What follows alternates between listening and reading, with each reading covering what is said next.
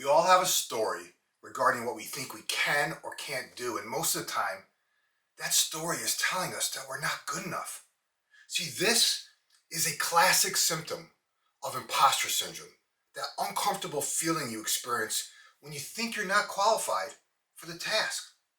As leaders, we must consciously become aware of our not good enough story. And today, I'm going to show you how. Let's dive in. Imposter syndrome is a big topic. In fact, it's the underlying reason so many of us don't achieve the success that we desire. If you ever wonder if you're good enough or worry that you're not, first of all, you're not alone. See, for many leaders, trying to be good enough expresses itself in becoming a workaholic. They work longer and harder, hoping that the effort begins to instill the confidence they so desperately desire. For others, the self-doubt manifests itself as procrastination, avoidance, or simply just not finishing what you start. For years, I silently wrestled with the not good enough voice. In many ways, it drove me to succeed. In other ways, it haunted me. Does that sound familiar? What does the voice in your head say? See, oftentimes, the not good enough voice emerges when we're constantly comparing ourselves to other people. Or just the whole idea of perfectionism, that insane amount of pressure we put on ourselves to be perfect. Or it's just an habitual response. It's a knee-jerk reaction based upon a consistent belief that we harbor that we're simply not ready yet. And if we're brutally honest, just accepting the not good enough voice is a handy excuse. It can sometimes feel a lot easier and a lot less vulnerable to believe we're not good enough than having the courage to take action and make the changes that we know we need to make. Here's the truth. The fear of not being good enough affects everyone. Our ego monkey mind thrives on fear. It's the ego's ticket to a crazy party in our own heads, right? For many, that good enough voice convinces us that the worst possible scenario is going to happen. See, this paralyzes a lot of people. I just got done facilitating a leadership workshop, and like all the workshops I do, fear always comes up. Why?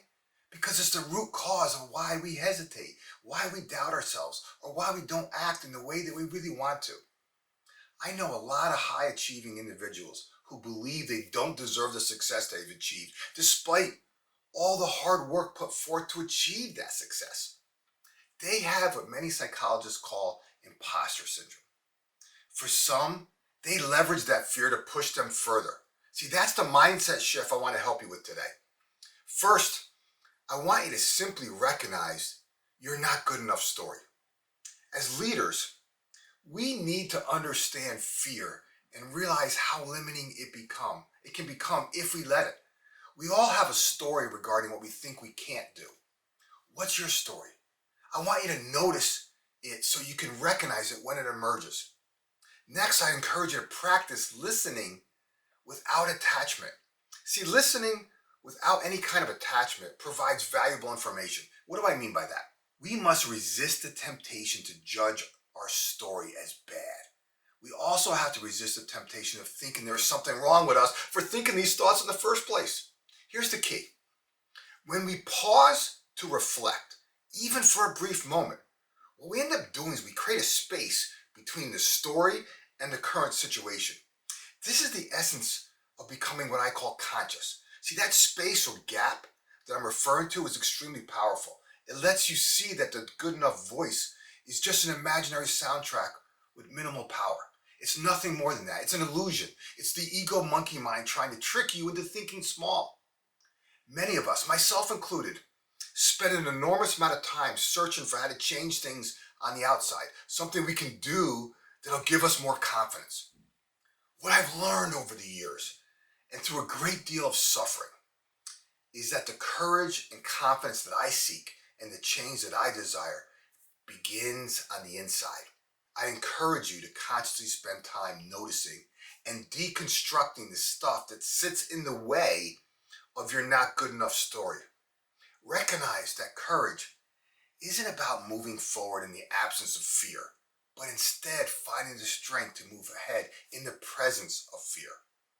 The next time your not good enough voice emerges, I want you to take a deep breath and just whisper to yourself and say, yes, this is just a story I created to convince myself that I'm not good enough.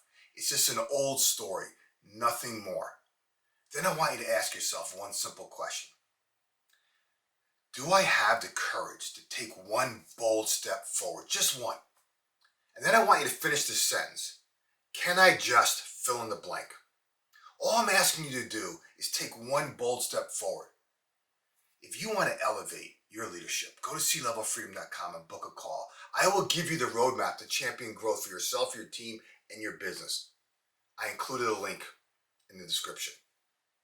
If you're still living in a world of just endless limitations, let me at least buy you a copy of my book, Freedom to Experiment: How to Ignite a New Level of Energy, Focus, and Momentum in yourself and your team. Follow the link in the description, and I'll personally sign a copy for you. All I ask is that you pay shipping. Okay, if you like what I shared today, do me a favor. Give it a thumbs up, comment below, and of course subscribe, because each week I'm sharing content to help you and your team embrace change, focus your efforts, and accelerate results. Remember this, you're just one idea away. We'll talk to you soon.